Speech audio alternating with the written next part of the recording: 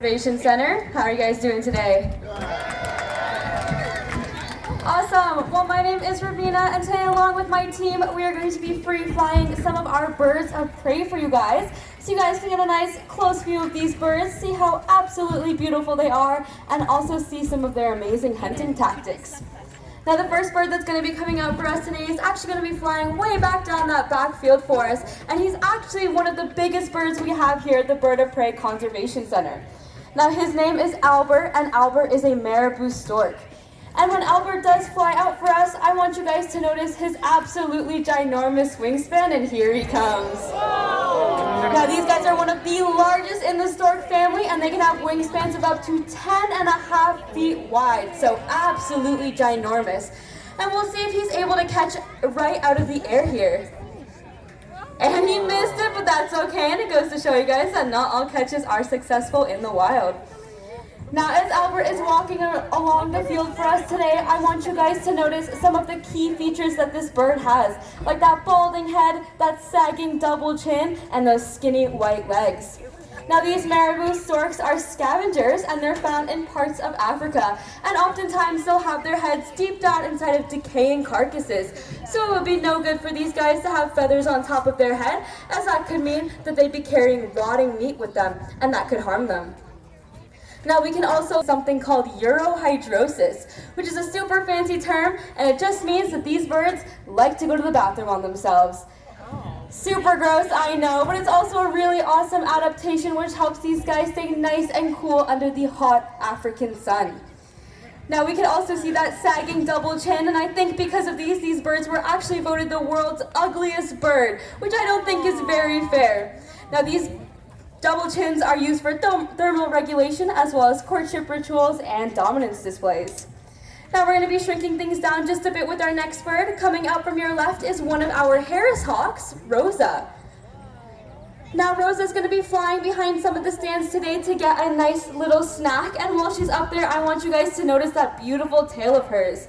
Now, these tails are longer than you'd see on other hawk species, and this is because Harris hawks are very agile, and they use this tail almost like a rudder so that they're able to make those quick, sharp turns in the sky.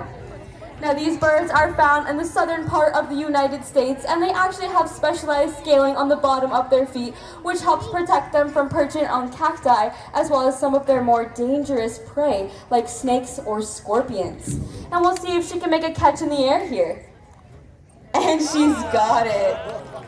Now, these birds have really awesome hunting strategies, and they've actually been seen hunting from pairs and up to groups of 6. And when they do hunt in these big groups, they actually have a much higher success rate at catching and eating their prey.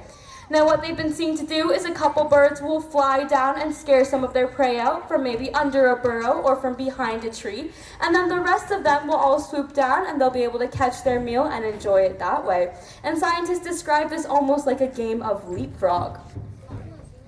Now, these birds also show excellent sexual dimorphism, and a general trend that you can see with raptors is that females are around 25% larger than males.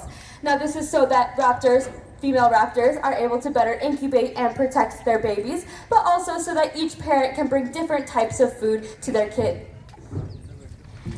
Now, the focus of today's show is going to be mainly on raptors, and you guys may be wondering what a raptor actually is.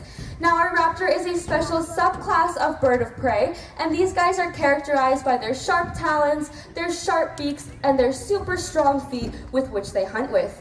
Now, this includes hawks, as we just saw with Rosa, our Harris hawk, as well as eagles, falcons, and the next bird that's coming out for us, which is an owl. So coming out for us is Stetson, and Stetson is a Eurasian eagle owl. Now, as Stetson flew out, I hope you guys noticed that super low flight that he had, and this is because owls are silent hunters. Now, their prey have really sensitive hearing, so it's super important that these guys stay nice and quiet when they fly so they don't alert their prey. Now, by flying low to the ground, they reduce the need to flap their wings as much, and they don't cast as large of a shadow, so their prey often can't see or hear them coming. Now, as Stetson was up here on this T-perch, you guys may have been able to catch a glimpse of some of his facial features, like that round face, which is due to a facial disc, as well as those absolutely beautiful orange eyes.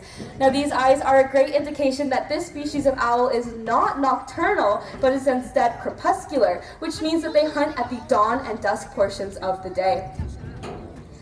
Now the next bird that's going to be coming out for us is going to be flying down that backfield, and I want you guys to yell out as loud as you can what bird you think that is. Eagle, you guys got it. That is Granger, one of our bald eagles. Now we can admire that beautiful white tail and bald head that these guys have. Now this is some pretty iconic coloration, but they don't actually get this coloration until they're about 4 to 5 years old, and the juveniles stay a more muddled brown. Now Granger here is going to show us just how good of a fisher he is by skimming this fish lure off our pond. And he's got it. We can give him a round of applause for that, everyone. Now these birds are found here in Ontario, and chances are if you were to see them, they'd be hanging around bodies of water because they absolutely love to eat fish. Now they actually have specialized scaling on the bottom of their feet, which is similar to sandpaper, and it lets these guys hold on to those super slippery fish. Now many of you may not be familiar with the unfortunate past that these eagles have had. In the 1960s and the 70s, there was a pesticide introduced into the environment called DDT. Now this pesticide didn't directly harm these birds, but it did inhibit their ability to uptake calcium. And as we all know, calcium is really important for keeping nice and strong bones for us, but for birds, it's really important for producing strong eggshells. Now this lack of calcium meant parents were producing very thin eggs, and they were actually so thin that when they went to go incubate them, they'd end up crushing them underneath their weight. Now with no new babies to replace the older and dying generations, these birds did see quite a large decline in their population sizes. But thankfully, scientists realized that DDT was the cause of the problem, and it was banned in North America. These birds were then put onto the endangered species list, and through conservation efforts, their populations began to slowly rise. They were officially removed off the endangered species list in 2007, and quite recently here in Ontario, they were removed off the species at risk list. And that just goes to show you guys how important conservation efforts are for protecting beautiful animals like our bald eagle. Now, as you guys were walking around safari today, you may have noticed that a lot of the birds we have are actually in pairs, and this is because we have a pretty extensive breeding program here. Now with this breeding comes lots and lots of babies, so I feel it's only fitting that the next bird that's coming out for us today is the answer to that age-old, kind of awkward question of where do babies really come from? Coming out from your left is Storky, one of our European white storks. Now as Storky is flying around for us today, I want you guys to notice some of the key features that he has, like that skinny orange beak and those skinny orange legs. Now these are both great indicators that this bird is not a raptor, but is instead a wading bird, which means that they will walk very slowly through rivers and streams, making sure not to stir up any sediment before reaching down and grabbing some of their prey, which may be crustaceans or fish with that sharp beak of theirs. Now these guys do migrate from Europe down to... Before our next two birds come out, I was wondering if we had any brave kids in the audience today that wanted to volunteer and do a bit of run. Alright, I'm just going to have you guys run down there, stop, and then wait for further instructions, okay?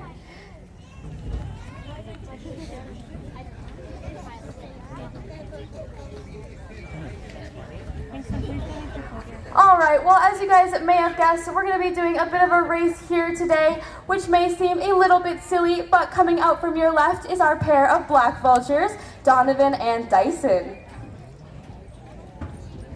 Alright, and there they go. Now these guys are super fast when they're flying, as you can see, so you may be wondering, why are we doing a race? Well, these guys are actually scavengers, and they have flat feet, which makes them really good at moving around on the ground, and we're going to show you guys. Now volunteers, do you guys think you're faster than a black vulture? Yeah? Alright, awesome. I'm going to first have you guys shift way down over to that left stone wall, so if everyone could just move over. Alright, perfect. And then I do have some rules for you guys, so super important that we are all listening. The most important rule is you guys have to stay on the left side of me. So I'm going to be standing here, just make sure you guys run on this side of the field. Now you're going to be running back to the gate that we just let you in at, and just make sure you run as fast as you can without tripping. And if you do trip, make sure you get up as fast as you can, because these birds like to eat things that look dead. Alright audience, do we have any support for our brave volunteers? Awesome, and how about for the vultures? Alright, I'm going to need you guys to cheer as loud as you can for your team. Volunteers, are you guys ready?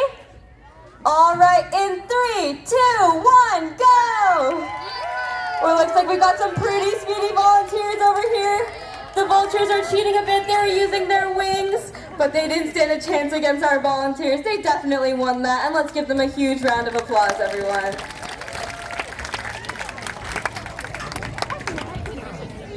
Now you guys can all go home and brag. Now today with Lester, we're going to be doing an aerial hunt. He's going to be catching after this winged lure that our trainer is swinging around, aiming to mimic some of his fast-moving aerial prey. Now right now we can see Lester kind of going all over the place. He's taking some turns, he might go above some of the stands, and this is actually a totally normal part of the hunt, and it's called waiting on. Now these falcons do this for a few reasons: to get a feel for the wind and the air conditions, also to warm up those flight muscles of theirs, but also as a confusion mechanism, so that their prey doesn't know what angle that they're coming from or that they're even being hunted. And we'll see if he can make a catch in the air here. And he's got it. Let's give him a huge round of applause for that, everyone. Now these falcons are very skilled hunters, and oftentimes they are able to grab their prey right out of the air, as we just saw with Lester, but they can also go very fast and have been known to go up to 120 kilometers an hour. So sometimes they're going a bit too fast to just grab it out of the air. So what they'll actually do in that case is they'll ball up their feet and they'll punch their prey. Now usually they're going fast enough to kill it straight on impact, but if they don't, they also have a specialized adaptation called the tomial tooth, which is a little groove on their beak, and it lets these guys crack open the vertebrae of their prey so they can enjoy their meal that way.